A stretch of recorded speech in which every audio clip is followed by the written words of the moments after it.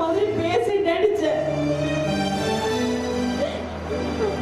ஏண்டி அன்னைக்கு போனவர்தான் இப்ப 6 மாசம் ஆகுது. நான் இன்னும் அவரை சந்திக்க கூட இல்லை. ஐயோ ராதா, இது ஏடி இத்தனை நாளா எங்க சொல்ல வச்சிருந்த? எப்படின்னு சொல்றது? நீ இது எப்பவும் பிஸியா இருக்க, போன் எடுக்க மாட்டேங்கிற. எனக்கு எதிர்த்து நீ போன் பண்ணவோ இது எப்படியாச்சும் உங்ககிட்ட சொல்லணும்னு தான் நான் வீட்டை விட்டு கிளம்பி வந்துட்டேன்.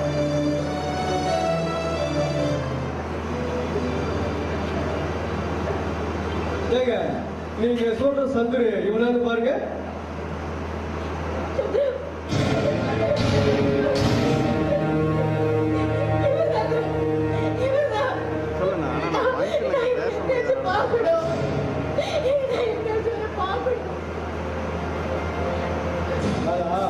ஒரு நிமிஷம் நான் சொல்றது கேளுங்க.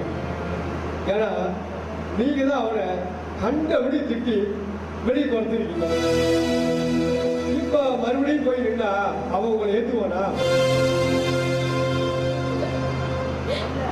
என் சந்திர பத்தி எனக்கு தெரியும்.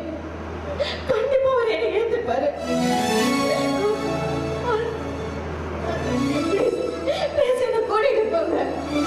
சரிங்க, ஆனா அவன் நீங்க நினைக்கிற மாதிரி சாதாரண சந்துரு இல்ல.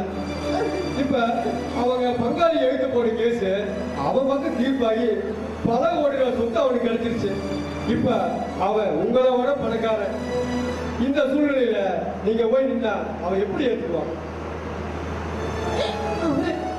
அவரை என்னை எட்டி உதச்சு தள்ளால பரவாயில்ல, நான் அவரை பார்த்தே ஆகணும். எனக்கு கூட்டிட்டு போங்க. சரிங்க, உங்க திருப்திக்கு வேணா நான் கூட்டிட்டு போறேன். ஆனா அப்ப இந்த மாதிரி சந்துரு இப்ப இல்ல.